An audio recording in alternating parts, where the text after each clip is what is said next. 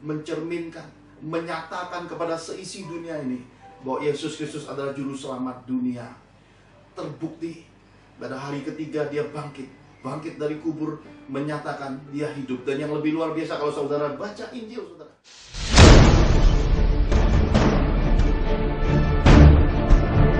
kunci kekristenan hari ini merupakan pesan Paskah bagi kita semua. Marilah hidup dalam kekristenan ini dipenuhi Roh Kudus, dipenuhi Roh Kudus, dipenuhi Roh Kudus, supaya kita mengalami Tuhan, kita tahu siapa Tuhan, Tuhan kenal siapa kita kenal siapa Tuhan kita dan sisi keluarga kita.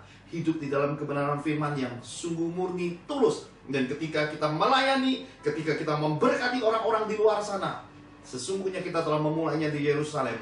Dari keluarga kita sendiri lebih dulu jadi berkat.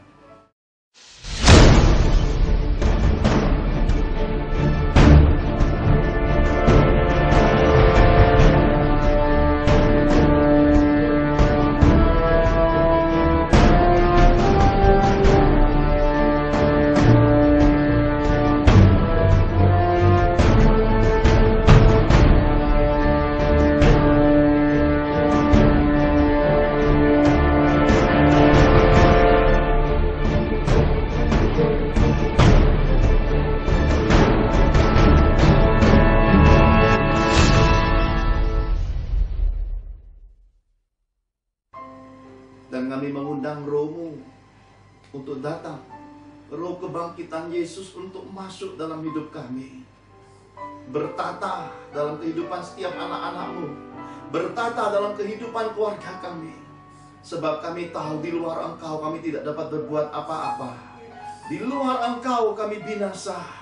Kami mengandalkan Engkau ya Tuhan, mengandalkan kebenaran firman-Mu, hidup dalam pimpinan Roh-Mu, supaya jalan-jalan kehidupan kami adalah datang daripada Tuhan sendiri. Berkati kami dengan kebenaran firman-Mu. Ketika seluruh umat-Mu merayakan Paskah-Mu, seluruh orang mencari wajah-Mu. Dan ini permulaan hari di mana seluruh bangsa Kau perintahkan merendahkan diri, berdoa dan berpuasa mencari wajah-Mu. Beri kekuatan, kasih dan anugerah-Mu senantiasa. Dan berkati kami lagi. Di dalam nama Tuhan Yesus kami telah berdoa dan mengucap syukur. Mari semua kita yang cinta Tuhan sama-sama katakan amin. Shalom. Pertama-tama izinkan saya, Pendeta Pertama Putra Johan berserta keluarga dan juga seluruh keluarga besar Fathers Miracle mengucapkan selamat Hari Raya Paskah. Tuhan Yesus memberkati. Biar roh kebangkitan Yesus, kasih-Nya yang luar biasa, biar lewat momen Paskah ini semua kita diberi kemenangan. Kemenangan atas pandemi coronavirus COVID-19 ini, kemenangan atas krisis bangsa-bangsa, kemenangan atas iman, dan yang lebih daripada itu, semua keluarga dipulihkan, disatukan, dan kembali kepada kasih mula-mula Tuhan. Haleluya.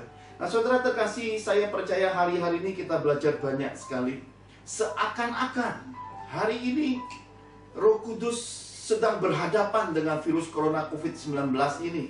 Dan suatu keadaan di mana iman diperhadapkan dengan suatu keadaan pandemi, di mana kehidupan kekristenan kita hari ini, kita sedang melihat suatu keadaan di mana kita harus bisa menempatkan diri kita. Kita harus bisa melihat satu keadaan momentum, suatu keadaan bijaksana, hikmat dan anugerah, di mana kita harus belajar untuk melihat apa yang sedang terjadi hari ini. Nah saudara, saya percaya bahwa ada banyak kita sudah tahu peristiwa demi peristiwa yang terjadi 2-3 minggu ini. Saudara, kita banyak terima kiriman ayat-ayat firman Tuhan. Kita banyak terima hal-hal rohani di dalam medsos, di dalam WhatsApp, Line, Messenger. Banyak hal kita terima. Bahkan apa yang kita tonton di YouTube, di Facebook, di berbagai media, hal-hal rohani semuanya saudara.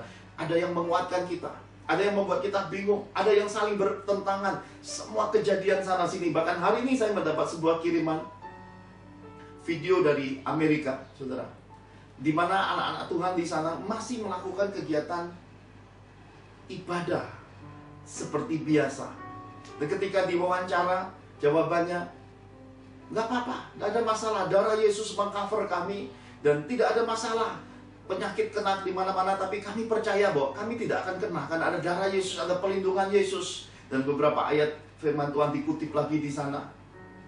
Kemudian kita juga tahu beberapa minggu yang lalu suatu kegiatan rohani terjadi di kota Bandung. Lalu kemudian pada akhirnya kita tahu bahwa ada data-data yang menyatakan ada beberapa saudara-saudara seiman kita sesudah kegiatan itu mengalami serangan virus corona COVID-19 ini. Lalu terjadi kesimpang siuran, perdebatan di sana sini perkara kekristenan, perkara iman ini.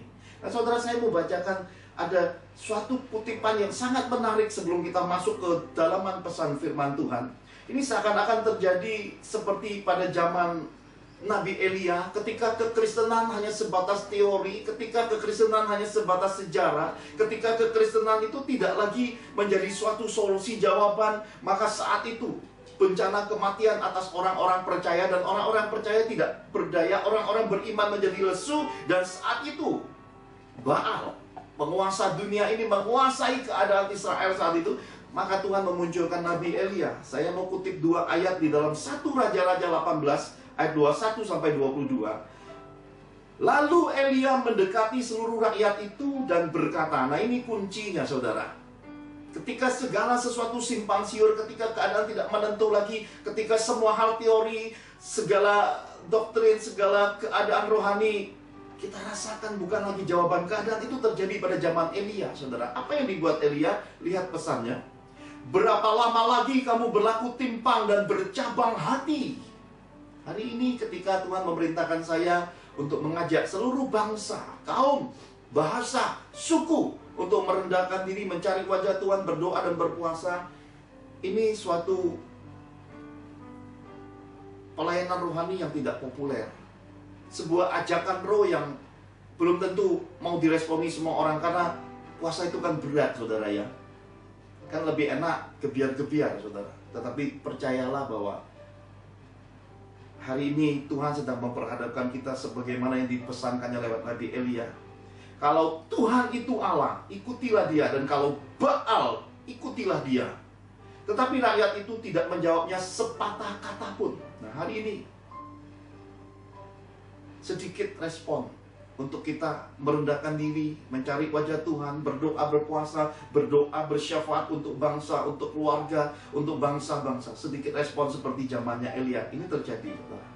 Hal menarik sekali. Lalu Elia berkata kepada rakyat itu, hanya aku seorang diri yang tinggal sebagai nabi Tuhan, padahal nabi-nabi Baal itu ada 450 orang banyaknya. Jadi suatu keadaan hari ini, Roh Kudus berperang melawan banyak sekali kuasa-kuasa tertinggi setan yang muncul dari beragam keadaan. Roh intimidasi, roh pendakwa, roh sakit penyakit, roh maut, roh kebangkrutan, roh kemiskinan, roh perpecahan, roh perseteruan, roh yang mencuri komunikasi, roh yang menimbulkan perpecahan antar orang-orang beriman, roh yang menghancurkan keyakinan dan iman, roh yang merebut keadaan damai sejahtera, roh yang mencuri kekayaan anak-anak Tuhan, kekayaan bangsa-bangsa. Beragam roh. Ada 450 roh-roh jahat di muka bumi ini sedang berhadapan dengan Roh Kudus, roh kebangkitan Yesus. Karena itu hari ini saya mau ajak saudara melihat apa yang terjadi. Ada sebuah kisah, ada sebuah cerita, ada sebuah peristiwa, ada suatu catatan rohani, catatan Injil. Sesudah hari ketiga Yesus bangkit dari kubur, ada peristiwa-peristiwa ajaib, ada kehadiran malaikat, ada peristiwa-peristiwa yang luar biasa di dalamnya. Saya mau ajak saudara melihat beberapa catatan kecil yang menggambarkan, yang menceritakan, yang akan menyatakan hikmat dan solusi buat kita semua. Apa yang harus kita buat, apa yang harus kita pegang, bagaimana kita menempatkan diri kita di tengah segala situasi yang tak menentu ini. Sekali lagi, jangan menghakimi. Sekali lagi, jangan jadi hakim, jangan jadi juri kehidupan. Jangan bilang si A salah, bangsa ini salah, gereja ini salah, hamba Tuhan ini salah. Berhenti. Jangan berkata, ini hamba Tuhan benar, ini gereja benar, ini pendapat ini benar, itu benar. Berhenti, stop. Hari ini, salah dan benarnya, Tuhan adalah juri, Tuhan adalah hakimnya.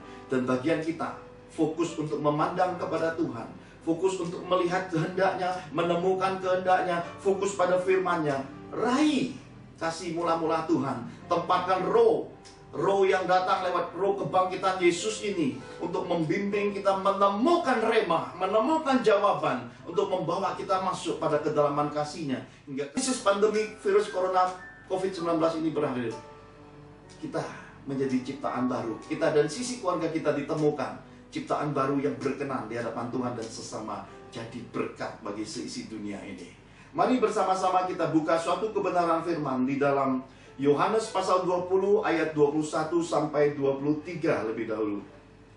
Yohanes pasal 20 ayat 21 sampai 23. Maka kata Yesus sekali lagi, damai sejahtera bagi kamu.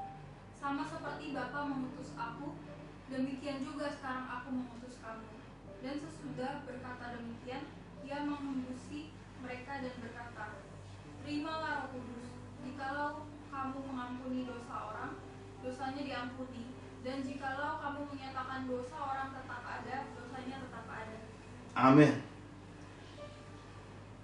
Sesudah dia bangkit, dia menjumpai murid-muridnya dan berkata, damai sejahtera bagi kamu. Hari-hari ini, di tengah situasi seperti goncangan yang terjadi pada masa kematian Yesus, Jumat Agung kita sudah rayakan, sudah peringati, sudah beribadah, sudah kita sama-sama mengalami kesedihan dan air mata bagaimana pengorbanan Yesus di atas kayu salib. Di Golgota itu darahnya berceceran, kematiannya saudaraku memilukan pada saat itu, hingga semua orang-orang terpukul karena ketika gembala dipukul, domba-dombanya tercerai-berai. Situasi hari ini sama yang terjadi. Bencana kematian ada di mana-mana, tetapi Tuhan sudah memesankannya lebih dulu lewat nubuatan 31 Desember 2019 bahwa ulat-ulat, bencana kematian, kuasa tertinggi setan menaburkan, membawa bencana kematian ada di mana-mana. Dan hari ini kita mendengar deru-deru, gemuruh-gemuruh, gunung-gunung yang akan meletus atas bangsa kita. Mari kita kembali pada kitab suci lagi, bahwa damai sejahtera Yesus harus kita miliki hari ini. Tanpa damai sejahtera kita tidak bisa bertenang. Tanpa bertenang kita tidak bisa berdoa. Tanpa berdoa kita tidak akan bisa hidup menurut apa yang diajarkan dalam kitab suci. Nah, kitab suci berkata, ia mengembusi mereka, saudaraku. Kata mengembusi artinya adalah meniupkan sesuatu. Yesus mengembusi murid-muridnya dengan berkata, terimalah Roh Kudus. Saya percaya ada suatu tiupan. Terimalah Roh Kudus, mengembusi, saudaraku. Murid-murid yang sudah dibaptis ini baru menerima Roh Kudus ketika Yesus sudah bangkit. Terimalah Roh Kudus, karena kita tahu Roh Kudus pertama kali tercurah di kolam pembaptisan itu adalah ketika Yesus dibaptis oleh Yohanes Pembaptis. Rupa Roh Kudus seperti seekor burung merpati turun ke atasnya. Suara Bapa dari sorga terdengar seperti suara guntur gemuruh yang luar biasa, saudara. Tetapi menjelang dia akan naik ke sorga, selama 40 hari dia bangkit, dia menunjukkan dirinya, menyatakan bahwa dia hidup. Dan dia telah mengembusi, memberikan kepada gerejanya Roh Kudusnya, Roh yang dia sudah ajarkan dan sudah dia pesankan pada murid-muridnya, bahwa nantikan Roh ini, bahwa Roh ini akan diutus supaya kita tidak yatim piatu di dunia ini, supaya kita tidak merasa sendiri, karena Roh ini adalah Roh yang datang dari sorga. Roh inilah yang diembusi, yang diperlengkapi untuk gereja Tuhan. Kitab suci, saudaraku, menuliskan semua ini. Tetapi di balik semua pengajaran kekristenan kita menemukan sekali lagi, seperti keadaan hari ini, perdebatan, perselisihan, perseteruan tentang Roh Kudus sendiri. Terjadi banyak sekali, saudara, hal-hal yang dibalik doktrin-doktrinasi. Tetapi semua itu sekali lagi, kita tidak usah jadi juri, jadi hakim mana yang benar, mana yang salah. Bagian kita menemukan kebenaran firman Tuhan, menempatkan kebenaran itu jadi bagian yang berbuah dalam hidup kita semua. Sebab bicara tentang kebangkitan Yesus sendiri, saudaraku, akan menjadi perdebatan yang luar biasa, yang tidak akan habis-habisnya, ditinjau dari sisi iman, ditinjau dari sisi sains, ditinjau dari sisi manusiawi. Tidak akan habis-habisnya untuk diperdebatkan. Bagaimana mungkin orang mati bisa bangkit? Nggak akan ada selesainya, saudaraku. Tetapi nyatanya kitab suci berkata Yesus bangkit. Dan kita tidak usah masuk area perdebatan, saudaraku, karena perdebatan itu hanya akan melemahkan iman, mengambil waktu dan energi dan fokus kita untuk hal-hal yang menurut saya tidak berguna pada akhirnya. Tapi kita temukan di balik semua hal-hal itu kebenarannya. Apa yang kita temukan? Kita temukan bahwa sampai hari ini ajaran Yesus itu begitu luar biasanya bisa diadaptasikan lewat tahun, lewat bulan, lewat abad, lewat perkembangan zaman, bahwa kasih Yesus, bahwa firman Tuhan tidak kekang, tidak lapuk, tidak gagal oleh perubahan waktu. Firman Yesus iya dan amin. Yang diajarkannya tentang bagaimana mengasihi musuh, mengampuni, bahwa kita ini orang berdosa yang harus menyadari bahwa hidup ini harus bertobat setiap hari, sangkal diri, pikul salib setiap hari. Itu tidak berubah. Dahulu, sekarang, selama-lamanya sampai hari kedatangannya. Firman ini iya dan amin. Dikatakan Yesus sudah pesankan, jikalau kamu percaya, kamu akan melakukan pekerjaan-pekerjaan, bahkan pekerjaan-pekerjaan yang lebih besar dari apa yang kamu lihat, yang kamu temukan dalam kitab suci. Sampai hari ini kita masih temukan roh kebangkitan Yesus masih pakai anak-anak Tuhan, orang-orang Kristen, untuk melakukan pekerjaan-pekerjaan dalam kitab suci. Minggu lalu kita sudah belajar tentang John Gillette, saudara. Kita sekilas sudah belajar tentang kehidupan John Gillette, dari rumpun keluarga yang penuh kutuk kematian, kutuk sakit penyakit itu. Dan pada akhirnya, ketika Tuhan memberikan suatu pengurapan lewat Roh Kudus seperti listrik di dalam catatan sejarah John Gillette, sejak saat itu dia dipakai Tuhan dalam pelayanan kesembuhan. Nah, saudaraku, saya percaya semua itu menggambarkan, mencerminkan, menyatakan kepada seisi dunia ini bahwa Yesus Kristus adalah juru selamat dunia. Terbukti pada hari ketiga dia bangkit dari kubur, menyatakan dia hidup. Dan yang lebih luar biasa, kalau saudara baca Injil, saudara, 40 hari itu sebelum dia terangkat ke surga, kalau saudara sempat suatu hari diberi kesempatan ke Israel, saudara akan menemukan suatu tempat di pantai Danau Tiberias.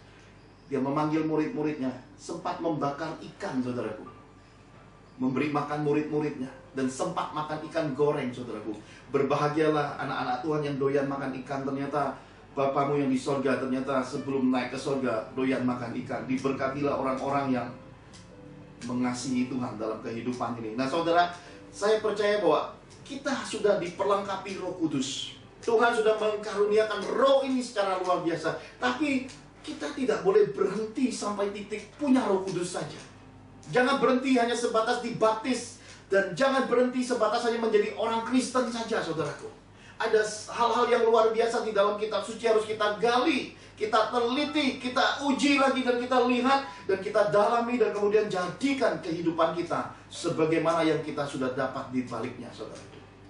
Saya beri sebuah perumpamaan sederhana tentang Roh Kudus ini. Saudara paham arti kata cinta? Cinta adalah hal yang terindah di dalam kehidupan, saudara. Kenapa terindah? Kalau saudara tidak percaya, belajarlah dan punyalah kesabaran untuk menonton film-film India, saudara. Baru-baru ini menonton, saudara, tentang percintaan. Bintang film legenda, yaitu Amitabh Bachchan. Kalau saudara tahu Amitabh Bachchan, berarti saudara memang orang-orang yang suka nonton film dulunya. Karena film India pernah jadi hiburan luar biasa pada era-era kira-kira tahun 85-an, saudaraku.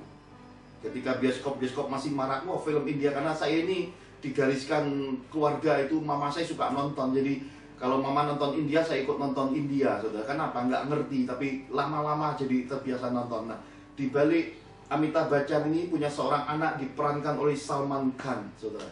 Dan disinilah saya melihat suatu hal yang luar biasa terjadi oleh karena suatu keadaan hidup, saudara. Putranya yang sudah punya istri yang dicintainya ini, saudara, punya seorang anak, seorang putra kecil, dalam suatu perjalanan pulang, saudara, ditabrak mobil, meninggal dunia. Ada hal-hal yang luar biasa di film ini, saudara. Cinta sekali lagi mendasari film ini, tentang cinta di dalam suatu keluarga yang bahagia. Dan ketika takdir memutuskan, ketika kehidupan merebut kebahagiaan itu, isinya air mata. Dan bagaimana perjuangan seorang pria luar biasa yang diperankan Amitabh Bachchan ini, saudara, untuk memberi mantunya menikah lagi. Wah, saudara, saya percaya hari-hari ini semua kita harus belajar lewat kehidupan. Kehidupan tidak terbatas di dalam kitab suci. Kehidupan ada di semesta alam. Salomo mencatat semua itu. Bahkan semut pun jadi berkat, saudaraku.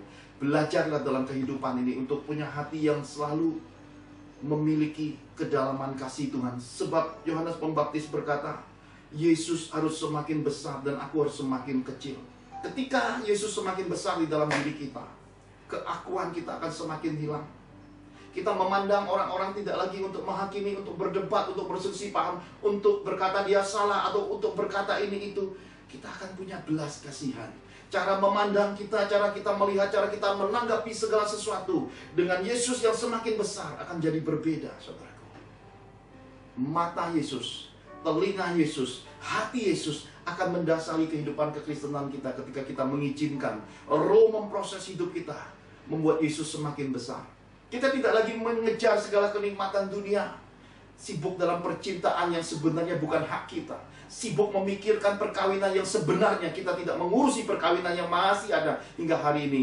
Saya beritahu saudara, cinta kunci di balik kehadiran Yesus. 1 Yohanes 4 ayat 8 berkata, jikalau kamu tidak memiliki cinta, jikalau kamu tidak mengasihi, kamu tidak mengenal Tuhan. Sebab Yesus adalah cinta. Saudara, perlu hal seperti ini kita pahami. Kenapa? Karena Roh Kudus seperti cinta. Ada banyak orang memulai perkawinannya dengan cinta. Dan ada banyak anak-anak Tuhan tahu ketika diberkati di altar, seluruh dunia tahu. Kitab suci berkata dengan jelas, Tuhan membenci perceraian. Tetapi hari ini, perceraian secara faktanya masih terjadi di mana-mana. Dan sekali lagi, jangan jadi hakim, jangan jadi juri. Wah, cerai, sesat, gak masuk surga, masuk neraka. Stop. Jangan menghakimi orang yang mengalami musibah kehidupan perkawinannya. Stop, saudara. Atau saudara merasa, oh aku kuat gagah. Stop. Ada banyak perkawinan, saudara, yang di dalam medsos dipamerkan luar biasa, saudara, mesranya. Tapi di balik kehidupan faktanya, perselingkuhan, perzinahan terjadi. Kehidupan cinta Roh Kudus bukan sebatas pandangan penilaian manusia, saudaraku. Itu murni adalah bagaimana kita tahu bahwa Tuhan melihat kita, Tuhan menilai kita, Tuhan yang akan menjadi hakim buat hidup kita. Bukan apa yang dinilai dan dipandang manusia, itu harus kita pahami. Karena itulah dia memberi pelengkapan Roh Tuhan ini. Roh ini sebenarnya, saudara, bukan milik kita. Roh ini sebenarnya, saudara, milik nabi-nabi pada perjanjian lama. Tapi oleh karena Yesus begitu mengasihi umat manusia, hingga ketika dia mati di atas kayu salib, kitab suci berkata tabir itu terbelah dari atas ke bawah, saudara. Dan ketika tabir itu terbelah, Roh itu tercurah atas gereja Tuhan, atas kehidupan kita, kehidupan orang-orang beriman.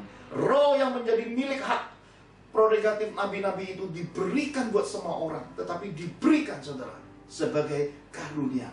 Seperti cinta, tidak cukup hanya sebatas kita terima karunia itu, kita menerima hal yang luar biasa itu, menerima penghargaan surga itu, tetapi akan ada hal-hal berikutnya yang harus kita miliki. Tapi sebelum kita masuk bagian kedua, bagian pertama bicara tentang punya Roh Kudus saja, jangan berhenti sampai titik itu.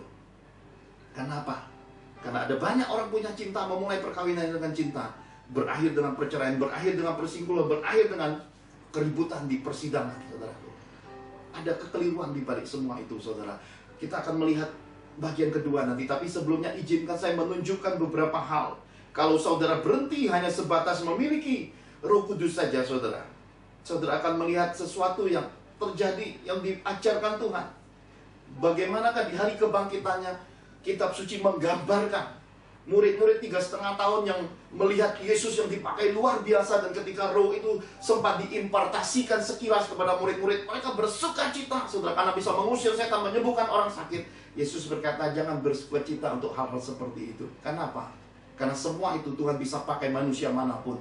Karena itu karunia bukan untuk suatu kebanggaan, saudaraku. Karena itu pelayanan bukan untuk suatu pujian, penghormatan, dan saudara kejar dari manusia. Berhenti atas semua itu. Tuhan berkata, berbahagialah karena namamu tercatat di dalam buku kehidupan, di dalam kehidupan anak domba Allah, bahwa namamu tercatat di sorga. Berbahagialah karena itu. Di balik semua itu masih bisa direbut setan di dalam hidup kita. Mari saya tunjukkan sesuatu di baliknya. Kalau saudara berhenti sampai titik sebatas mau jadi orang Kristen, kemudian hanya sebatas sudah dibaptis saja, ada kekeliruan di baliknya. Karena ada hari-hari ini Tuhan ingatkan kepada saya, ada banyak yang terhilang bukan di luar. Di dalam gereja-gereja Tuhan masih banyak jiwa-jiwa terhilang. Masih banyak orang-orang yang sudah dibaptis tidak ke gereja lagi, tidak beribadah lagi, tidak mencari wajah Tuhan lagi, sibuk mengejar semua kenikmatan dunia ini. Mari hari ini berhenti dari semua itu. Kembali lagi kepada panggilan Tuhan. Kembali lagi kepada kasih mula-mula Yesus. Mari kita belajar sama-sama melihat semua kebenaran di balik kebangkitan Yesus, di balik Paskah itu hari ini. Yohanes 21 ayat 1 sampai 4. Kemudian Yesus menampakkan diri lagi kepada murid-muridnya di pantai Danau Tiberias, dan ia menampakkan diri sebagai berikut. Di pantai itu berkumpul Simon Petrus, Thomas yang disebut Didimus, Nathanael dari Kana yang di Galilea, anak-anak Zebedeus, dan 2 orang muridnya yang lain. Kata Simon Petrus kepada mereka, "Aku pergi menangkap ikan." Kata mereka kepadanya, "Kami pergi juga dengan engkau." Mereka berangkat lalu naik ke perahu, tetapi malam itu mereka tidak menangkap apa-apa. Ketika hari mulai siang, Yesus berdiri di pantai, akan tetapi murid-murid itu tidak tahu bahwa itu adalah Yesus. Haleluya. Ketika mereka tidak lagi menjumpai Yesus, ketika mereka melihat hari itu sudah tidak ada pegangan iman lagi, situasi tidak menentu arah karena terjadi kekacauan rohani di baliknya. Mereka pergi pada kebiasaannya. Mereka kembali kepada pekerjaan lamanya. Mereka kembali kepada manusia lamanya. Apa yang dicatat kitab suci? Kegagalan demi kegagalan. Ada banyak di antara kita hari-hari ini. Ketika Tuhan memanggil kita, kasih mula-mulanya luar biasa membara, saudara. Tapi ketika kita tidak menemukan Yesus, ketika kita hanya berhenti sebatas itu, saudara, kitab suci berkata, ada banyak orang kembali pada masa lalu. Mereka kembali bekerja, mereka kembali berbisnis, mereka kembali tinggalkan Tuhan, mereka kembali pada kehidupan lamanya. Mereka abaikan semua panggilan surga itu, saudara. Ini menjadi sebuah peringatan buat kita hari ini. Di balik pandemi virus corona COVID-19 ini bencana bukan datang daripada Tuhan, tapi di balik bencana yang Tuhan izinkan ini, Tuhan sedang memanggil orang-orang terhilangnya untuk kembali lagi kepada kasih-Nya yang semula. Tuhan ingin mengingatkan kepada kita semua orang-orang beriman, di balik semua keadaan yang ada, tentukan sikapmu, tentukan dirimu, temui, jumpai, dan benar-benar alami Tuhan di balik semua ini, supaya kekristenan ini adalah kekristenan yang berkualitas. Supaya jangan kita terjebak pada suatu keadaan seperti murid-murid 3,5 tahun itu seperti terbuang sia-sia, karena mereka kembali jadi nelayan. Mereka menjala lagi sepanjang malam, buang waktu, buang keadaan, buang semua hal-hal yang tidak berharga. Saya pribadi, saya bertobat, saudaraku, karena saya pernah punya hati yang sama. Ketika saya menjumpai ada banyak sekali anak-anak Tuhan, hidupnya tidak jadi berkat. Ketika saya menjumpai banyak pelayanan, saya menjumpai hal-hal yang memilukan hati Tuhan, memilukan dan mendukakan roh, saya hampir-hampir berkata, Tuhan, aku tidak mau pelayanan lagi. Sudah, aku buka restoran aja. Cukup bagiku, sudah, Tuhan melihat semua kesedihan. Dan setiap kali saya mendekati ujung kehidupan di mana saya akan bergerak membuka restoran, Tuhan berfirman, Tuhan bersuara dan berkata, tidak. Kalau bukan Tuhan yang mencegah hidup saya, kalau bukan Tuhan yang mengatur hidup saya, mungkin saya bukan seorang pewarta firman, saya bukan lagi seorang hamba Tuhan, mungkin saya sudah jadi seorang pemilik sebuah kafe, mungkin saudara. Ya kita bisa kasih kafenya mungkin mukjizat 5 roti 2 ikan, atau makanlah sepuas-puasnya, nikmatilah hidangan yang diurapi. Ya mungkin kita bisa rohanikan semua hal, tetapi sekali lagi, jangan menghakimi dan jangan jadi juri dalam kehidupan. Mari jadilah seseorang yang rendah hati, seseorang yang mencari Tuhan dalam kehidupan, yang mengandalkan firman, mengandalkan rohnya, dan menempatkan diri sendiri, dan menyadari usia hidup manusia terbatas. Kalau bisa hidup 70 tahun anugerah, kalau kuat 80 tahun, saudaraku. Jadi kita menghitung hari-hari bukan bertambah, tetapi sedang menuju kepada akhir hidup kita. Maka di hari-hari yang Tuhan beri kesempatan ini, inilah waktu-waktu yang kita mesti hargai. Jangan lengah, karena sewaktu-waktu kehidupan bisa merebut usia kita. Karena sewaktu-waktu hal-hal tidak terduga bisa membuat kita berhenti. Kemarin saya dapat kiriman WhatsApp dari seorang teman semasa saya SMA. Dia mengirimkan sebuah foto dan saya terkejut. Saya bertanya, siapa yang meninggal? Dia menyebutkan nama seorang teman. teman SMA saya, saudaraku. Usianya belum sampai 50 tahun, tetapi sudah meninggal dunia beberapa hari yang lalu. Lalu saya bertanya, kenapa meninggal dunia? Karena sakit paru-paru.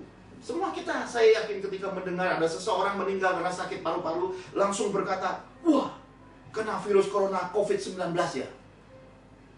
Sekali lagi, jangan jadi hakim, jangan jadi juri dalam kehidupan. Jangan sok-sokan dalam kehidupan ini, saudaraku. Mari belajar untuk lambat berkata-kata, untuk membuka telinga dan hati seluas-luasnya untuk lebih menerima apa yang diucapkan, lebih mudah mendengar daripada berkata-kata. Karena dalam hidup ini, orang tenang, orang sabar akan lebih banyak terima berkatnya, saudaraku. Lalu saya bertanya, apakah sempat dideteksi terkena virus corona COVID-19? Teman ini langsung menjawab, tidak, negatif kok. Jadi sakitnya murni karena sakit paru-paru.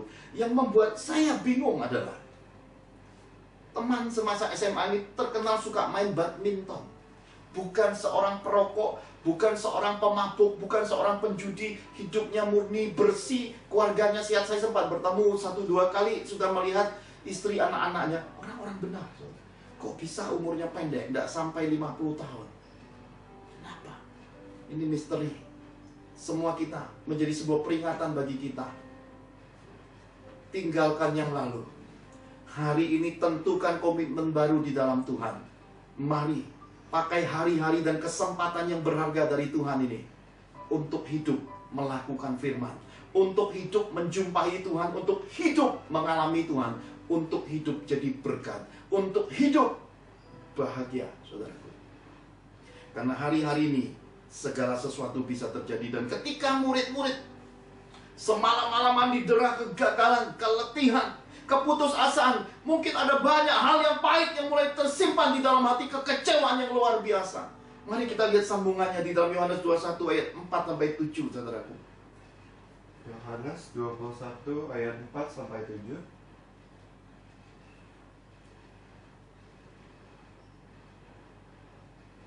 Yohanes 21 ayat 4-7. Ketika hari mulai siang, Yesus berdiri di pantai, akan tetapi murid-murid itu tidak tahu bahwa itu adalah Yesus. Kata Yesus kepada mereka, "Hai anak-anak, adakah kamu mempunyai lauk pauk?" Jawab mereka, "Tidak ada." Maka kata Yesus kepada mereka, "Tebarkanlah jalamu di sebelah kanan perahu, maka akan kamu peroleh." Lalu mereka menebarkannya dan mereka tidak dapat menariknya lagi karena banyaknya ikan. Maka murid yang dikasihi Yesus itu berkata kepada Petrus, "Itu Tuhan." Ketika Petrus mendengar bahwa itu adalah Tuhan, maka ia mengenakan pakaiannya, sebab ia tidak berpakaian, lalu terjun ke dalam danau. Amin. Saudara lihat, saudara terkasih di dalam Tuhan, kitab suci berkata, semalam-malaman mereka gagal menangkap seekor ikan. Mereka gagal di dalam apa yang mereka kerjakan di dalam sebuah profesi kehidupan manusia lamanya. Pengalaman tidak bisa tolong hidup ini. Ini kitab suci, saudaraku. Bahkan dikatakan Petrus ini akhirnya bertelanjang dada. Kenapa? Karena dengan kekuatan manusia hasilnya adalah keringat dingin. Karena dengan kekuatan manusia hasilnya adalah kesusahan besar. Karena dengan kekuatan manusia hasilnya adalah keputusasaan. Tidak ada hasilnya. Dan kitab suci berkata, menjelang hari sudah memasuki akan hari siang, ada satu suara berseru kepada mereka. Lihat, saudara, menarik sekali. "Hai anak-anak, adakah kamu mempunyai lauk pauk?" Wow, ini pertanyaan yang ajaib menurut saya. Kenapa? Tuhan bertanya bukan tentang kegagalanmu. Tuhan bertanya bukan tentang masa lalumu. Tuhan tidak mengurusi semua kegagalan dan masa lalumu, dosa-dosamu. Dia tidak urusi lagi. Yang dia concern, yang dia perhatikan hari ini adalah, adakah lauk pauk padamu, saudaraku? Lauk pauk bicara tentang orang yang sudah kelelahan, kecapean, lapar, dehidrasi, butuh sesuatu hari ini. Tuhan sedang bertanya, inikah yang kamu perlu? Ini jawaban bagimu hari ini. Karena itu, saudara, mari kita berhenti dari semua perselisihan, persengketaan, dari segala kebingungan rohani, dari semua keadaan ini. Kita temukan yang kita perlu, saudara. Itu yang terpenting di dalam kekristenan ini. Temukan yang Yesus pertanyakan kepada kita. Karena dengan kita menemukan pertanyaan Yesus, kita akan menemukan jawabannya. Dengan kita menjumpai Yesus, semua itu tersedia. Karena setiap keberhasilan hanya ada di dalam tangan Yesus, saudaraku. Dan kita bisa melihat dengan jelas sekali ketika kegagalan sepanjang malam itu di tengah-tengah danau itu tidak ada hasilnya. Bagaimana mungkin ketika mendekati daratan, tiba-tiba Yesus berkata, tebarkanlah jalamu di sebelah kanan perahumu, saudara. Sebelah kanan perahu. Jarak dekat dengan daratan. Yang nggak masuk akal ketika saudara menjumpai Yesus. Ketika Yesus hadir di dalam hidupmu, ada hal-hal yang tidak masuk akal, hal-hal mustahil akan mulai terjadi di dalam hidupmu. Hal-hal supranatural, hal-hal ajaib, hal-hal yang mulia, hal-hal yang memberkati, hal-hal yang penuh kemanisan, hal yang penuh kebahagiaan akan datang di dalam hidupmu ketika roh kebangkitan Yesus itu masuk dan menyeluruh ada di dalam kehidupanmu dan keluargamu. Nah, saudara terkasih, saya percaya bahwa ini pesan buat semua kita, bahwa orang yang punya Roh Kudus tidak boleh berhenti hanya sebatas punya. Kekristenan tidak boleh berhenti hanya sebatas dibaptis. Tidak boleh berhenti hanya sebatas sekolah teologi. Tidak boleh berhenti hanya sebatas jadi pelayan. Tidak boleh berhenti sebelum napas hidup berakhir. Saudara tidak boleh berhenti di dalam kekristenan ini. Karena apa? Karena kitab suci mengajarkan kepada kita. Nanti bagian kedua itu merupakan jawaban mengapa kita tidak boleh berhenti. Dan di dalam kisah ini kita bisa menemukan orang yang punya Roh Kudus, murid-murid yang punya Roh Kudus ini, mereka punya hati yang baik. Dan ketika mereka punya hati yang baik, mereka mudah sekali melihat Yesus. Dan saya percaya hari ini ada banyak orang bisa melihat Yesus. Ada banyak orang akan ketemu Yesus. Dan ada banyak orang akan mendengar suara Tuhan yang murni, suara Yesus yang murni, suara firman yang murni. Kenapa? Karena di tengah situasi yang tidak menentu, dengan persimpang siuran rohani, dengan perdebatan perselisihan yang terjadi, dengan keadaan yang mencekam, dengan keadaan krisis dan tidak menentu ini, orang yang baik hati, orang yang pernah dibaptis, orang yang punya panggilan Tuhan akan menemukan suara Yesus yang murni. Nah, saudara, saya percaya sebuah kisah, sebuah cerita, sebuah kesaksian yang sebentar akan dibagikan akan menguatkan kita tentang semua ini. Kenapa? Karena ada satu kejadian yang cukup menarik ketika ada seorang ibu-ibu mengakses medsos. Dia berkata, loh kok ini muncul lagi? Loh kok ini muncul lagi? Saya nggak kenal orang ini, loh kok muncul lagi? Loh kok muncul lagi? Nggak ngerti, saya juga nggak ngerti, saudara. Saya jujur nggak paham. Hanya Tuhan yang tahu. Semua kita bisa belajar di balik kesaksian ini. Karena ibu ini tiba-tiba melihat link YouTube Father's Miracle Ministry, saudara. Jadi akhirnya karena dipencet keluar lagi, masuk sana, keluar lagi, masuk sini, keluar lagi. Ibu ini berkata, ya sudah, aku dengarkan saja. Dan ketika dia dengar, dia mendengar suara Tuhan, suara Yesus, suara kemurnian itu. Dia berkata, asing pendeta ini. Ya, saya yang muncul di sana, saudara. Dia berkata asing, tapi kok lain pemberitaannya, lain suara Tuhannya, beda kemurnian dan keheningan dan kemurnian dan kejernihan di baliknya. Kok ini sepertinya yang aku perlu. Dan ini pertanyaan dan jawaban Yesus yang aku cari. Karena ternyata ibu ini, saudara, seperti apakah hidupnya? Nanti sebentar akan dibagikan. Nah, saya serahkan waktu dan tempat dan seizin ibu ini juga, saudara ya. Kita akan siarkan sedikit karena ini akan jadi kesaksian yang akan menolong banyak orang. Bahwa jangan berhenti sebatas dibaptis, punya Roh Kudus, kemudian diberkati, punya keuangan, punya keluarga yang bahagia, pelayanan, punya jabatan di gereja, sekolah S1, S2, S3, apapun itu. Jangan berhenti sebatas semua itu. Karena apa? Karena Yesus semakin besar di dalam hidup kita, besarnya harus mencapai bagian yang paling sempurna, yaitu akhir nafas hidup kita. Hidup di bumi seperti di sorga, memuliakan Tuhan di bumi sampai ke sorga. Haleluya. Silakan Bu, Angel. Saya akan bagikan saudara satu kesaksian yang saya terima beberapa waktu yang lalu setelah seorang ibu ini membeli sebuah buku yang ditulis oleh Pastor pertama Putra Johan, dan lalu beliau membaca dan mengirimkan kesaksian kepada saya. Isinya demikian, saya mau doa suatu hari ingin bisa jumpa pendeta pertama Putra Johan untuk bawa orang tua. Kalau Tuhan berkehendak, pasti ada caranya. Saya rindu seluruh keluarga saya dipulihkan, diselamatkan, sebab yakin waktunya sudah sangat singkat. 3 hari yang lalu, saya diberi mimpi aneh sekali. Diperlihatkan jam yang sangat besar sekali yang dipegang oleh seseorang yang tidak terlihat wajahnya. Rambutnya sebahu, baju jubah, tapi meski tak terlihat wajahnya, saya tahu itu adalah laki-laki. Di bawah jam yang besar itu, begitu banyak manusia yang begitu sibuk, termasuk saya ada di dalamnya. Saya bertanya, berapa lama lagi? Terdengar suara jelas, cepat, hanya tinggal 15 menit lagi. Terlihat jelas ada waktu 15 menit lagi untuk sampai pada pukul 6. Langsung saya terbangun dari tidur, langsung berdoa, menangis karena takut. Adik, yang saya alami semua sibuk hanya cari uang. Seperti hari-hari ini, saya yang dahulu sebelum virus corona 19 ini, hari-hari saya hanya habis untuk cari uang dan uang. Yang penting uang, uang segalanya, untuk pamer, untuk memuaskan semua nafsu keinginan dunia, yang pasti tak mau kalah dengan orang lain. Orang lain ke luar negeri, kita juga ke luar negeri. Apa-apa intinya pamer, tak mau terkalahkan. Akhirnya coronavirus ini adalah teguran Tuhan untuk kita semua, juga untuk saya secara pribadi, untuk kembali meninggalkan semua itu. Haleluya. Jadi saudara, seorang ibu-ibu yang pada akhirnya sempat mengorder buku The Invisible ke Bu Angel, saudara, ini mengalami sebuah mimpi supranatural. Saudara sudah dengar tadi dibacakan lewat apa yang dia saksikan di WhatsApp-nya.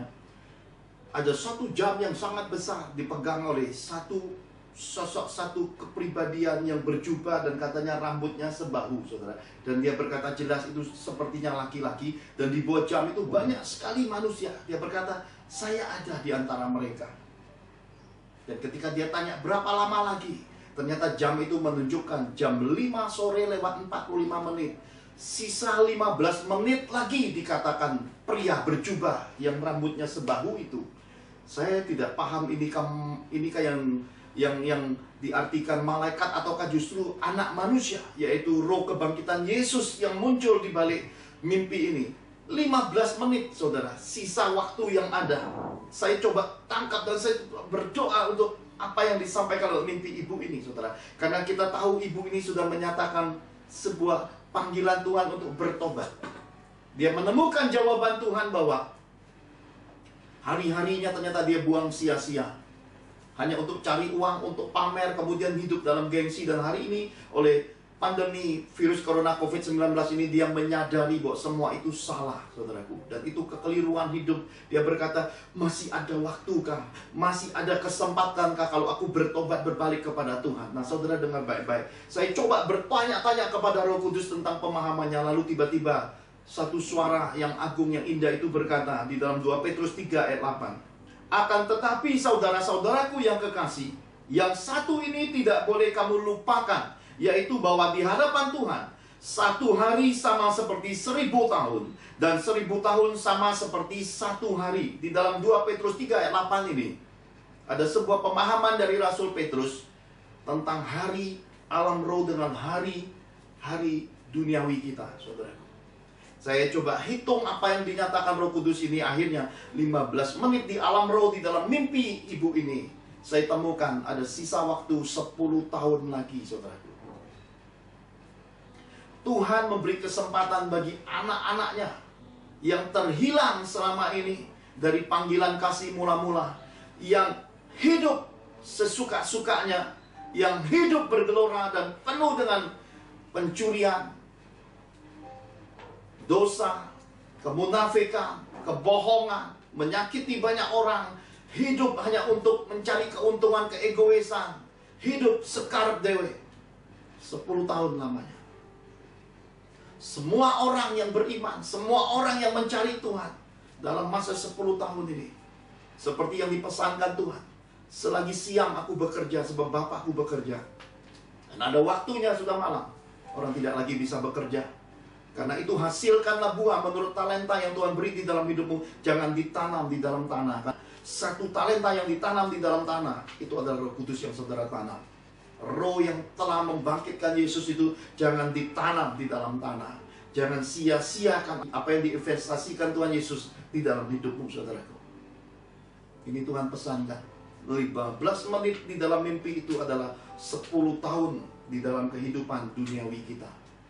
10 tahun, saudara. Ini Tuhan pesankan buat setiap kita. Supaya kita jangan main-main lagi. Karena hari-hari ini adalah hari-hari ketukan pintu terakhir seperti yang dipesankan Tuhan. Bahwa akan ada masanya ketika pintu ditutup.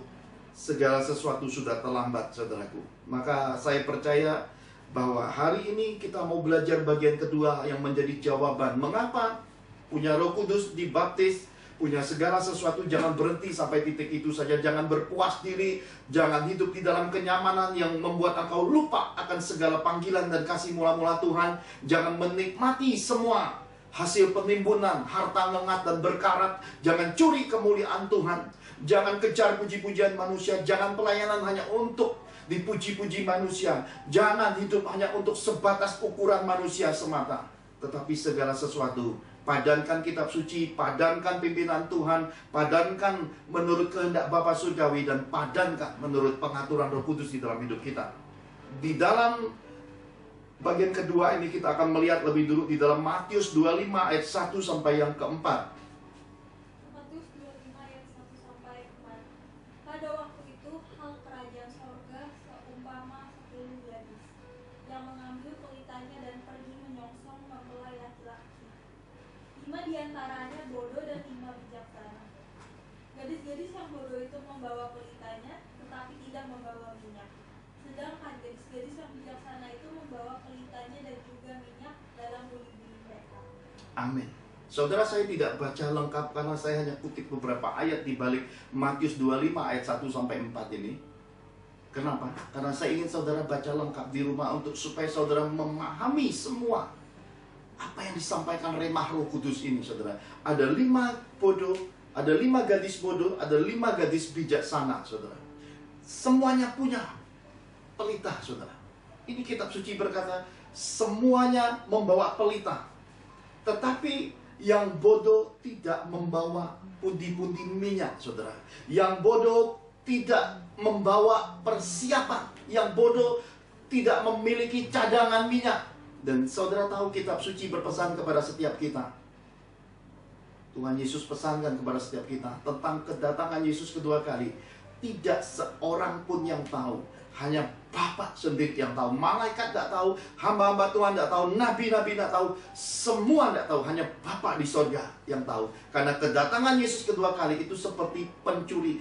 Hanya akan ada peringatan-peringatan kepada orang-orang beriman. Supaya apa?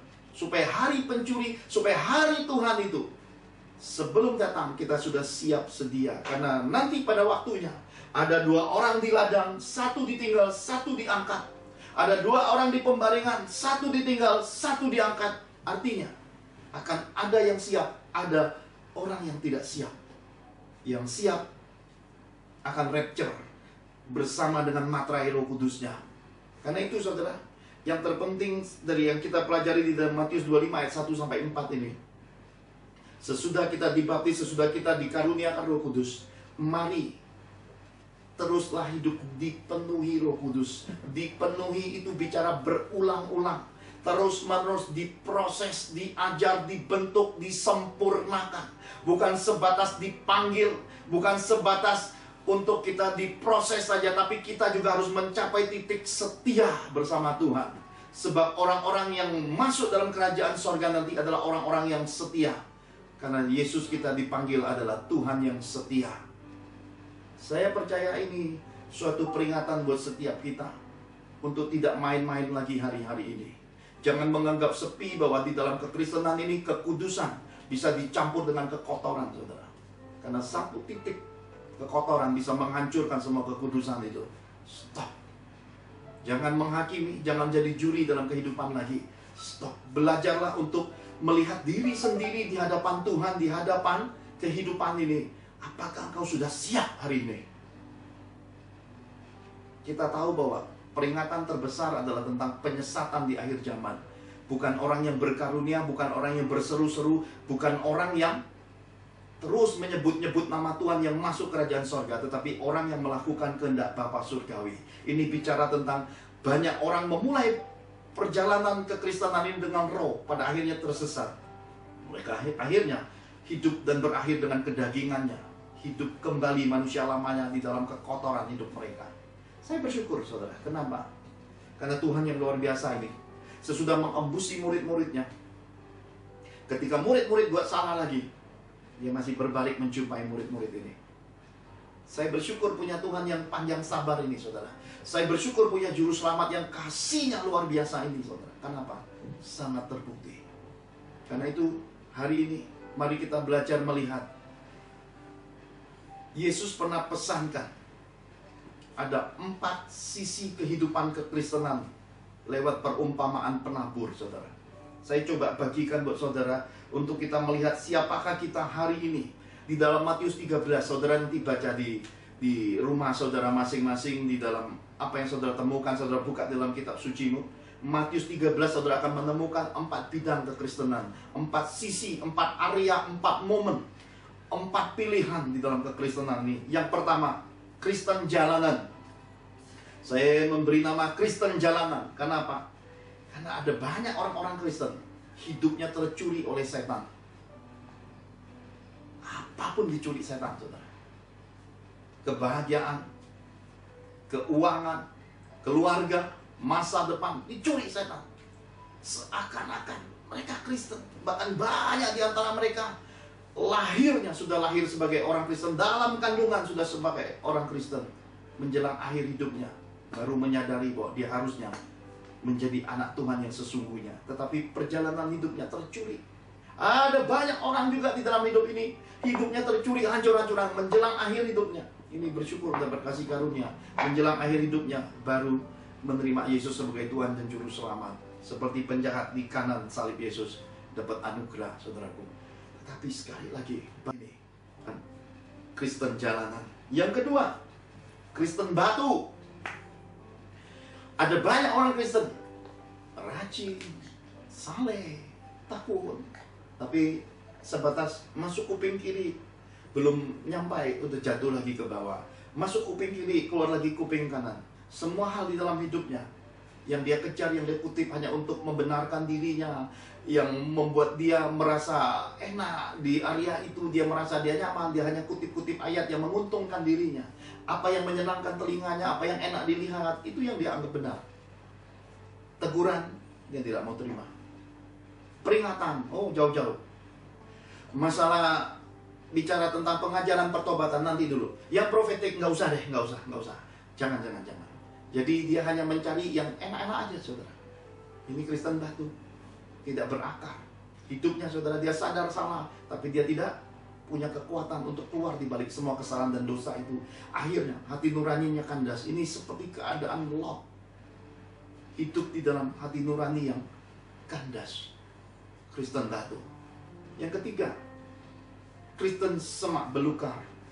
Kekristenan dimensi dan bagian dan area dan momentum ini, saudara, isinya hanya sebatas uang, berkat, kemakmuran. Isinya semuanya nggak jauh dari duit. Isinya ukurannya selalu materi, lahiriah, materi, kemakmuran, duit ini isinya. Semak duri menekan mereka. Akhirnya mereka tidak bisa keluar. Pada satu titik, akhirnya mereka hanya berputar di area-area itu aja, saudara. Bolak-balik hanya untuk dirinya sendiri. Bolak-balik hanya untuk kenikmatan kedagingannya. Isinya, ujung-ujungnya hanya duniawi, menjadi sama dengan dunia. 3 area ini tentu kita tahu dan kita paham. Tuhan ingin kita keluar dari 3 area ini. Sebab ada satu area yang benar-benar harus kita miliki, yaitu Kristen tanah hati yang subur. Di mana di sini orang-orang yang benar-benar terbuka hatinya, mengalami kasih mula-mula Yesus, mereka memilih untuk hidup sederhana. Mereka memilih untuk benar-benar hidup mengabdi di jalan salib ini, mengabdi di dalam pemberitaan Injil Kristus ini, mengabdi untuk benar-benar murni tahu bahwa pertukaran ini, apa yang kita lepaskan di dunia ini, untuk kemuliaan dalam kemurnian dan ketulusan, untuk masuk sesuai firman Tuhan, kumpulkan harta di sorga. Ada banyak orang mengalami seperti ini.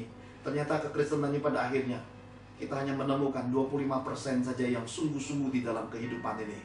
Karena itu saya percaya hari ini Tuhan sudah pesankan seperti kita tidak boleh lagi main-main, saudaraku. Karena itu kalau kita tidak dipenuhi Roh Kudus, kita bisa tersesat. Setiap orang yang tidak dipenuhi berulang-ulang oleh Roh Kudus masih bisa murtad. Setiap orang yang tidak mengalami terus proses disempurnakan, terus dipenuhi Roh Kudus, akan gampang jatuh lagi, akan gampang berbalik ke manusia lama lagi, akan gampang lagi untuk menentang semua kasih mula-mula Tuhan. Karena itu saudara, ini pelajaran buat setiap kita. Jangan menghakimi, jangan jadi curi dalam kehidupan, tapi jadilah orang-orang yang haus lapar akan Tuhan. Terus haus lapar akan Tuhan.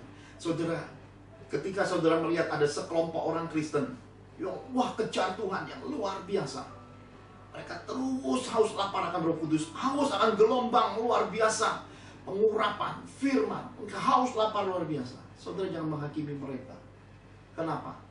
Karena mungkin di antara mereka ada sekelompok anak-anak Tuhan yang masih belum dewasa. Kelakuan mereka dengan apa yang mereka buat belum sejalan. Tapi jangan hakimi mereka. Karena setiap orang yang masih di dalam proses dari anak-anak menuju dewasa, mesti ada perbuatan-perbuatan yang masih bisa jadi sandungan buat orang lain. Tetapi kita, mari lihat diri kita. Apakah kita memiliki haus lapar akan Tuhan yang bisa jadi berkat, yang bisa terpelihara, yang bisa benar-benar kita jadikan sebuah bentuk teladan dan model buat rumpun keluarga kita sendiri. Kalau itu tidak ada, sesuatu yang keliru ada di dalam hidup kita. Karena itu semua kita dalam area dimensi momentum sisi manapun, kuncinya hari ini mau belajar, rendah hati, mau ditegur, mau dibentuk, mau kembali pada firman Tuhan dengan kasih, menempatkan kemuliaan Yesus yang tertinggi, bukan untuk kita kemuliaannya lagi. Itu yang terpenting, saudara. Nah, saudara, saya mau tunjukkan lagi ada suatu bagian yang dituliskan di dalam Galatia 3 ayat 1 sampai yang keempat. Hai orang-orang Galatia yang bodoh, siapakah yang telah mempesona kamu? Bukankah Yesus Kristus yang disalibkan itu telah dilukiskan dengan terang di depanmu? Hanya ini yang hendak ku ketahui daripada kamu. Adakah kamu telah menerima Roh karena melakukan hukum Taurat atau karena percaya kepada pemberian Injil? Adakah kamu sebodoh itu? Kamu telah memulai dengan Roh, maukah kamu sekarang mengakhirinya di dalam daging? Sia-siakah semua yang telah kamu alami sebanyak ini? Masakan sia-sia? Haleluya. Saudara, kalau saudara tidak dipenuhi Roh Kudus berulang-ulang, maka ada satu hal yang akan membuat kita tersesat dan jatuh di dalam kehidupan kekristenan ini, yaitu roh-roh agamawi, saudaraku. Kenapa? Karena kitab suci berkata, dasar-dasar kehukuman, dasar-dasar keimanan, dasar-dasar apa yang ada di dalam kitab suci dimulai dari hukum hati nurani. Seluruh umat manusia memiliki hati nurani. Kemudian Tuhan memberikan hukum Taurat. Semua orang tidak bisa menggenapi hukum Taurat. Tapi dari sorga diutus Yesus Kristus masuk hukum kasih karunia. Dan hukum kasih karunia ini membuat kita menyadari bahwa sorga itu bukan oleh karena kuat dan gagah kita, bukan karena pengetahuan rohani kita, bukan karena titel kita, bukan karena banyaknya yang kita perbuat. Kasih karunia itu hanya karena Yesus mati di atas kayu salib, membayar lunas hidup kita, dia bangkit lagi. Dan ketika kita lakukan semua perintah-perintahnya, dan kemudian kita tahu bahwa roh kebangkitan Yesus termaterai dalam hidup kita, semua bagian itu menggenapi bahwa kita adalah warga kerajaan sorga. Karena itu saudara, jangan sampai tersesat di dalam kehidupan kekristenan ini. Izinkan pada kesempatan berbahagia ini, saya mau minta putra bungsu saya untuk membaca kitab suci. Sebab ini marak sekali, karena tadi yang saya siarkan saksikan di pertama tadi, tentang bagaimanakah ketika anak-anak Tuhan diwawancara tentang gereja-gereja punya kegiatan. Saya sekali lagi berkata, jangan jadi hakim dan juri dalam kehidupan. Jangan ambil bagian salah dan benar sebagai suatu patokan kekristenan dan bagaimana kita harus menyempurnakan iman kita dalam Yesus. Tapi mari kita lihat segala sesuatu, raih hal-hal yang baik, hal yang menjadi berkat. Karena yang dikutip di dalamnya adalah Mazmur 91, saudaraku. Saya ingin putra bungsu saya, William Serat, untuk membacakan, karena ini merupakan pegangan anak-anak Tuhan. Tapi izinkan apa yang diajarkan Roh Kudus kepada saya akan bagikan buat saudara pemahamannya sama-sama. Mazmur 91.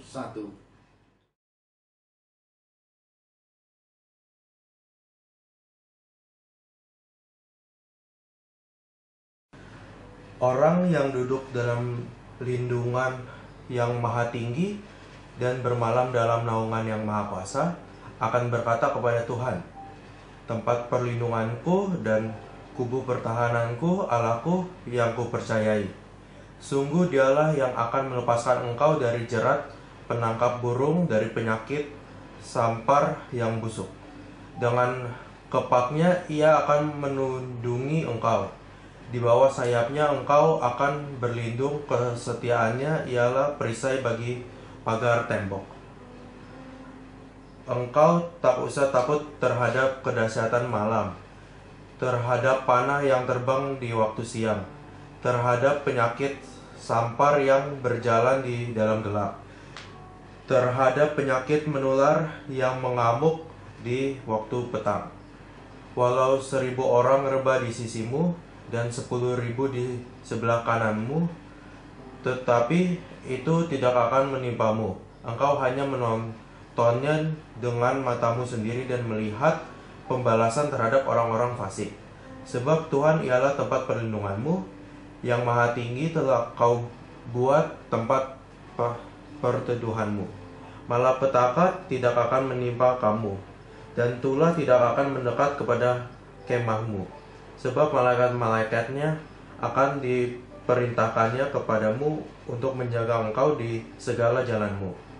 Mereka akan menantang engkau di atas tangannya, supaya kakimu jangan teratuk kepada batu. Singa dan ular tedung akan kau langkahi. Engkau akan menginjak anak singa dan ular naga.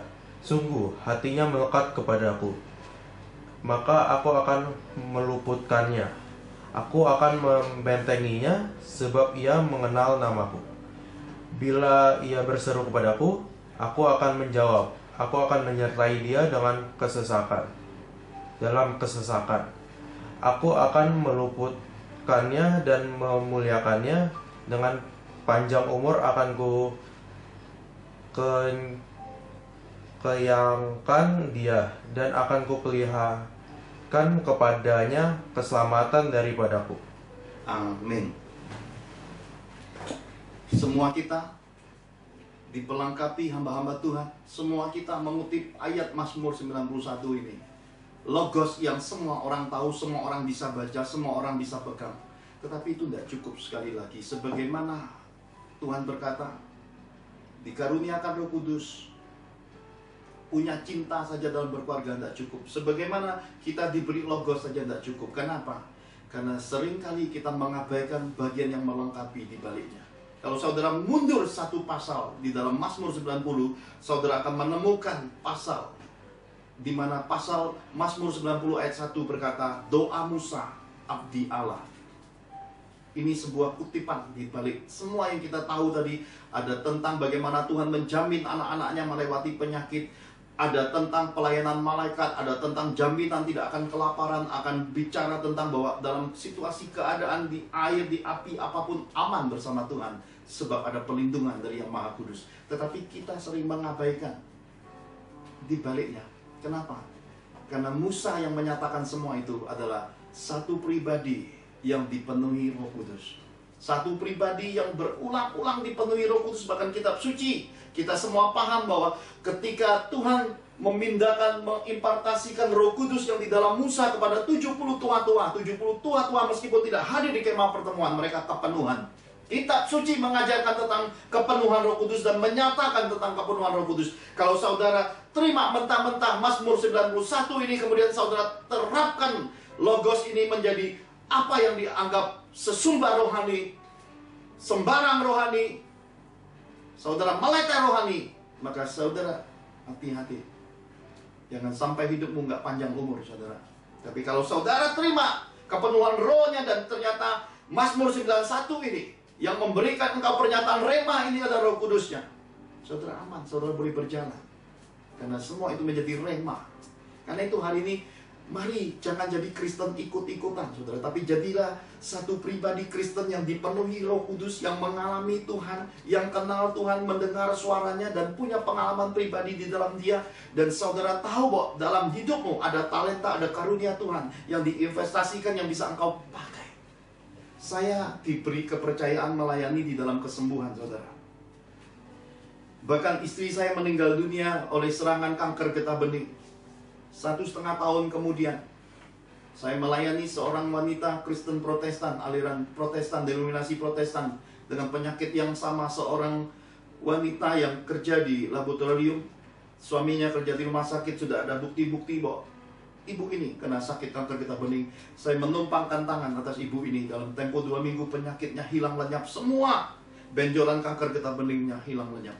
Dengan kejadian, dengan peristiwa, dengan mukjizat yang begitu luar biasa pun, saya tidak berani berkata bahwa saya akan melayani semua orang sakit kanker getah bening, karena saya tidak dengar rema Tuhan.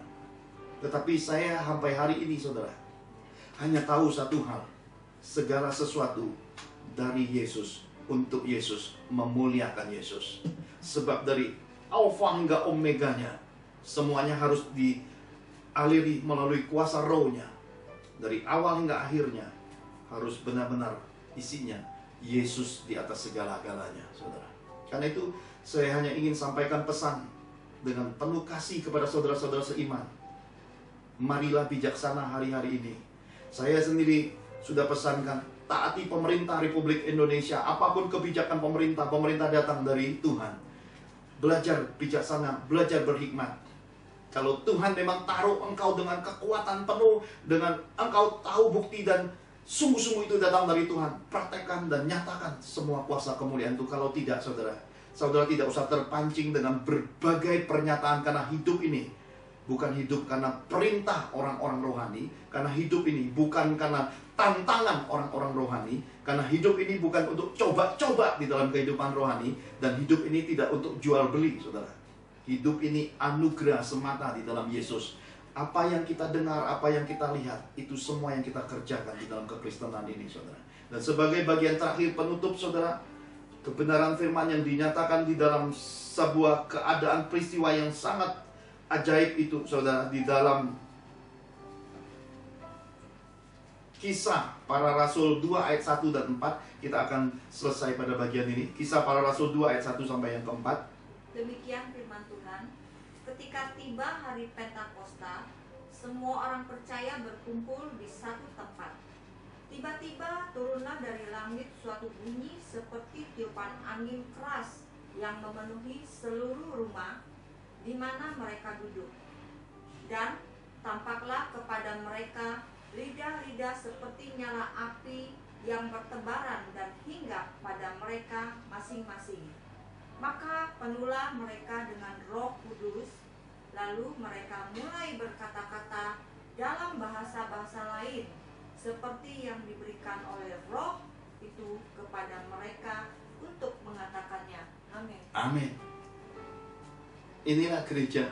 Ketika orang-orang tahu salah, ketika mereka sadar dengan kesalahannya, mereka sadar mereka kembali kepada manusia lamanya, mereka kembali kepada segala hal yang keliru di balik rohani. Mereka sadar, itu kunci gereja hari ini. Sadar, bertobat, berbalik, itu kunci, ya saudaraku. 120 orang berkumpul di loteng Yerusalem sesudah 40 hari Yesus naik ke sorga. Karena mereka tahu, mereka yakin, mereka percaya, sesudah diembusi, kemudian kejumpa lagi dengan Yesus, diingatkan lagi untuk menanti-nantikan kegenapan janji Bapa Surgawi, yaitu hari pencurahan, hari kepenuhan roh. Dan saya tahu inilah jawaban begitu lama? Mengapakah 3,5 tahun mengikuti engkau? Kenapa tidak mengalami impartasi luar biasa itu? Dan bahkan sudah menerima Roh Kudus pun belum bisa buat apa-apa. Karena gereja mula-mula harus dipenuhi Roh Kudus lagi, dipenuhi Roh Kudus lagi, dipenuhi Roh Kudus lagi, baru menjadi suatu kegerakan yang membawa keselamatan bagi seisi dunia ini, saudara. Bahkan kita tahu semua orang yang dipenuhi Roh Kudus ini, keadaan akhir hidup mereka adalah mati martir dalam keadaan-keadaan yang luar biasa. Apakah mereka mengalami kesakitan? Tidak. Kenapa? Karena ketika roh kebangkitan Yesus sudah masuk pada seseorang, akan ada pergantian. Tuhan akan mengganti semua hal itu, saudaraku. Karena saya bertanya-tanya, kok bisa mati dalam keadaan disalib terbalik? Kita kayang aja kepala darah turun, saudara. Wah, sakit bukan? Bagaimana disalibkan dalam keadaan salib terbalik? Bagaimanakah bisa Rasul Paulus dipenggal, palanya jatuh 3 kali dan air memancar keluar? Trifonten itu, saudara. Luar biasa sekali. Kunci kekristenan hari ini merupakan pesan Paskah bagi kita semua. Marilah hidup dalam kekristenan ini dipenuhi Roh Kudus, dipenuhi Roh Kudus, dipenuhi Roh Kudus. Supaya kita mengalami Tuhan, kita tahu siapa Tuhan, Tuhan kenal siapa kita, kita kenal siapa Tuhan kita dan sisi keluarga kita. Hidup di dalam kebenaran firman yang sungguh murni, tulus. Dan ketika kita melayani, ketika kita memberkati orang-orang di luar sana, sesungguhnya kita telah memulainya di Yerusalem. Dari keluarga kita sendiri lebih dulu jadi berkat. Saya pendeta pertama Putra Johan dalam anugerah Tuhan yang besar, mengajak semua orang yang terpanggil untuk merendahkan diri, mencari wajah Tuhan, berdoa, berpuasa mulai jam 6 sore ini. Selepas makan malam hari ini kita memulainya hingga 12 Mei 2020 nanti. Dan sebelum kita memulainya, tidak ada kekuatan pada kita. Sebagaimana Musa naik ke atas gunung menghadap Tuhan, itu bukan karena kuat gagahnya seorang Musa, tetapi oleh karena roh Tuhan ada padanya. Dia tidak makan, tidak minum 40 hari 40 malam. Kita akan melewati masa puasa ini. Saudara bisa puasa, tidak makan, tidak minum sampai jam 6 sore. Tetapi yang punya kapasitas dan keterbatasan, saudara bisa berhenti pada jam 12 siang. Atau saudara bisa ambil puasa Daniel, cukup makan buah-buahan, sayur-sayuran, rebus-rebusan, tidak makan penyedap, tidak makan garam dan gula, tidak makan barang-barang yang menjadi ikatan. Saudara bisa ambil dimensi puasa apapun, semuanya fokuskan. Sehari 3 kali kita menghadap di wajah, mencari wajah Tuhan, kita menghadap di hadiratnya untuk berdoa syafaat bagi keluarga, bagi bangsa, bagi pemerintahan Republik Indonesia, bagi bangsa-bangsa di dunia ini, supaya hutang darah bangsa-bangsa ini lunas, tidak ada lagi celah di tahun-tahun yang akan datang, supaya semua kemuliaan Tuhan itu turun menaungi bumi, maka semua pandemi virus corona COVID-19 ini bisa cepat berakhir. Mari kita berdoa sama-sama. Bapa kami di dalam kerajaan sorga, kami mengangkat tangan, anugerahkan kuasa roh kebangkitan Yesus memenuhi setiap kami. Ketika kami merendahkan diri, mencari wajah-Mu, berdoa dan berpuasa mulai sore hari ini, kuasa-Mu menaungi keadaan tubuh lahiriah kami, organ-organ tubuh kami, panca indera kami, Kau jagai, tidak ada yang rusak. Bahkan Kau menyembuhkan semua yang ada bagian-bagian yang keliru, sakit, yang rusak, Kau ganti yang baru. Maka masa-masa ini ketika kami merendahkan diri, berdoa dan mencari wajah-Mu ini, kami menemukan Engkau, Kau menemukan kami. Jadikan indah semua menurut kehendak-Mu, hingga roh kebangkitan Yesus itu benar-benar luar biasa mengurapi, memenuhi setiap kami. Terima kasih Tuhan. Di dalam nama Tuhan Yesus, urapan kuasa Tuhan turunlah memenuhi semua kami.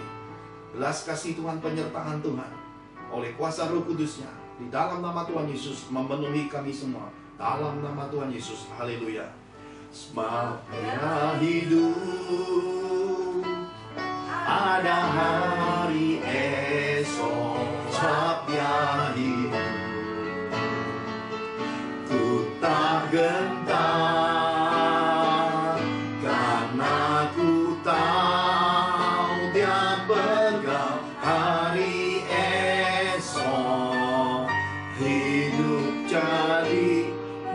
Yesus memberkati saudara. Tuhan Yesus memberkati keluarga saudara. Haleluya. Amin.